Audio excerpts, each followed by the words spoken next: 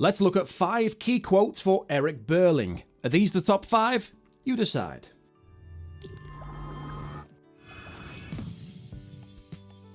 First off, in the opening stage directions, Priestley describes Eric as not quite at ease, half shy, half assertive. Quite a revealing stage direction, really. He's at home with his family. So why is he not quite at ease? Is it because he doesn't fit in with his family? Is it because he doesn't get on with them? Is it because he feels like he can't relax in this house that isn't cozy and home-like? Maybe it's because he isn't comfortable in his own skin. He hasn't found his purpose in life, being overshadowed by his family name. Also, we find out later that he did some pretty horrific things, so maybe he isn't quite at ease with his own guilty conscience. Then, look at the half shy, half assertive bit. These personality traits are basically the opposite of each other. They're a juxtaposition. So perhaps Eric is a bit of a juxtaposition, a bit of an enigma. The inspector leaves Eric until last, even though he wasn't the last person to meet Eva Smith. And because he's left until the last, and he disappears for most of the play, he's the character that we know the least about up until Act 3. Maybe by telling us that Eric is quite shy, it makes his treatment of Eva even more shocking. We're not expecting it.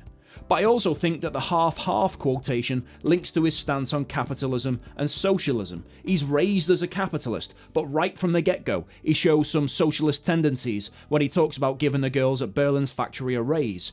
Maybe this is why he's not quite at ease. He has a different outlook to that of his father, and he tends to lean more towards socialism. Quotation number 2. I insisted. I was in that state when a chap easily turns nasty, and I threatened to make a row. This is the part of Act 3 where he starts to tell us about his involvement with Eva Smith.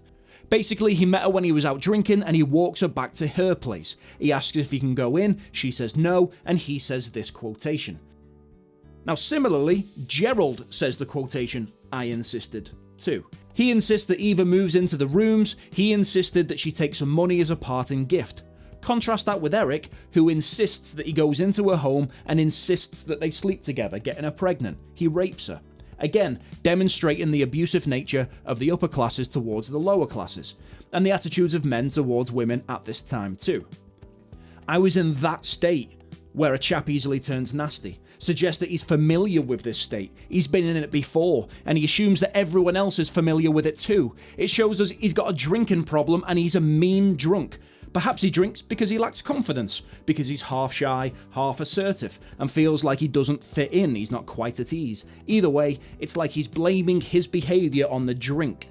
And the fact that he assumes everyone else knows what that state is like suggests that in 1912, heavy drinking was normalised, but so was the abuse of women and the lower classes. It's also interesting that he switches to third person. Instead of saying, I was in that state where I turned nasty, he says, where a chap turns nasty. Almost like he knows that his behaviour was reprehensible, so he tries to distance himself from it. Maybe even subconsciously, maybe he's not even aware that he's doing this. So is he actually taking responsibility for his actions or not? The I threatened bit could be physically, it could be emotionally. Either way, he forces his way into the house. He knows that Eva will not want attention from her neighbours drawn to them, and she wouldn't want a reputation tarnished as an unmarried woman with a man. And Eric uses this to blackmail his way in. He plays his actions down. Calling what he did a row is a bit of an understatement. The money's not the important thing. It's what happened to the girl and what we did to her that matters. From the beginning, Eric shows his morals when he says, why shouldn't they try for higher wages? He shows that he has an empathetic side, that he can look at things from the point of view of others, and that he's a character with morals. At the beginning of the play, he seems decent. Then we hear how he treated Eva, and then he moves on to this quotation. It's like Priestley puts Eric on this little roller coaster, this semi-redemption story. If you compare Eric to his parents, who accept zero responsibility, he seems more likeable. It's like Priestley is saying Eric can't make up for what he did. But he does have the capacity to see the error of his ways and improve as a person, unlike his parents. It also shows that he has more socialist tendencies. He sees the value of people and the rights of people over the value of money, something that his parents can't seem to grasp.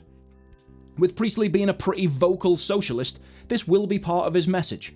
We're supposed to like Sheila and Eric towards the end of the play more than we like Mr. and Mrs. Birling. We're supposed to see them as morally superior, and hopefully, by presenting the characters in this way, he wants his audience to lean a little more towards socialism too. It depends on how you view Eric though. Do you see him as a sympathetic character or not? Do you start to warm to him towards the end? In your eyes, does he start to redeem himself? Is he a moral character by the end? He empathizes with the working class, showing him as moral, but then he commits immoral acts. And calling it an immoral act is an understatement too. Quotation number 4.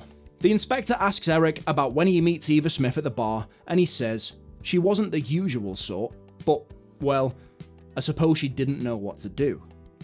Usual sort of what? Prostitutes? If so, then the fact that Eric says she isn't the usual sort tells us that visiting prostitutes is something that he's used to. He's definitely done it before, and he's got experience with it. Now this tells us a few things.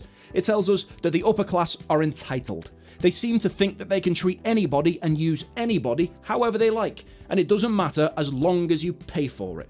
Maybe that's why he doesn't seem to feel too much guilt over raping Eva Smith, and he tries to shift some of the responsibility away from himself.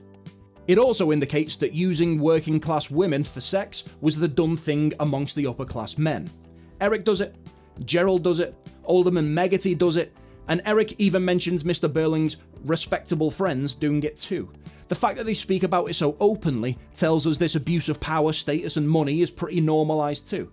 Then, what is probably the more sinister part, he says, "I suppose she didn't know what to do."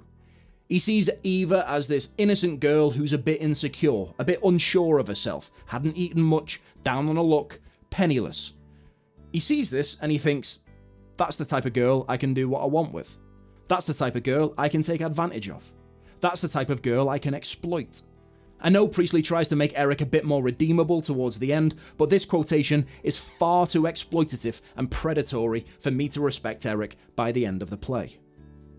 Then we have his reaction when he finds out about Mrs. Birling turning Eva away from the women's charity. He says, "You killed her, and the child she'd have had too. My child, your own grandchild, you killed them both, damn you, damn you."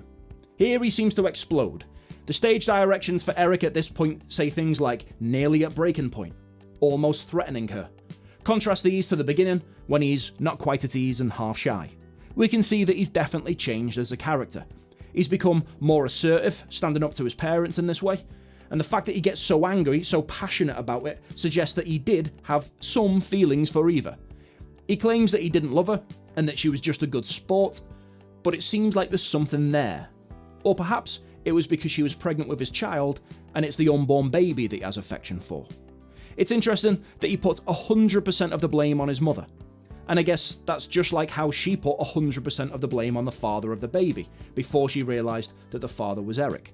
Blaming his mum for what happened to Eva goes against Priestley's message about collective social responsibility. Later on, Eric suggests that they all had a part in killing her, but here in this quotation, he takes no responsibility himself and he blames it all on his mum. Even though, realistically, it was his involvement with Eva that really pushed her over the edge towards suicide. I think this part, this passion, this contempt towards his mother, does start to endear him towards the audience a little. We do feel a little bit sorry for him that his baby is gone, and that Eva is gone, and that his own mother could have helped. And the use of dashes to break up the sentence shows how broken up Eric is about the whole thing. He seems genuinely upset, to the point where he can barely string a sentence together. Or it could show blind rage. He's so angry that he can barely string a sentence together. So overall, I think Eric starts off as a character who's already leaning towards socialism. He's almost the opposite of Mr. Birling in this way. Almost the promising new generation of capitalists who actually care about the workers and their rights. But then he's used to show the inequality in society, the status quo of the rich upper class elites and their treatment of the lower classes. But also the upper class man's treatment of women. He starts off moral, but then commits an appalling abusive act showing his immorality. And initially, at least, he doesn't seem to show remorse or accept responsibility. He blames it on the drink. He blames it on his mum. Now this could be for many reasons, including his upbringing with his public school and varsity life giving him a privileged and entitled outlook, or his upbringing by two cold and snobby parents.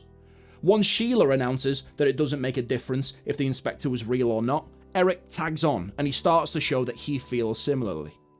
It's how they've all treated people that counts, not whether they were found out or not.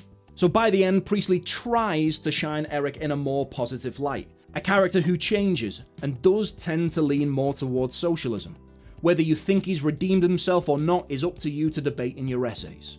That's all for today. I hope it was useful. Thanks for watching and happy revising.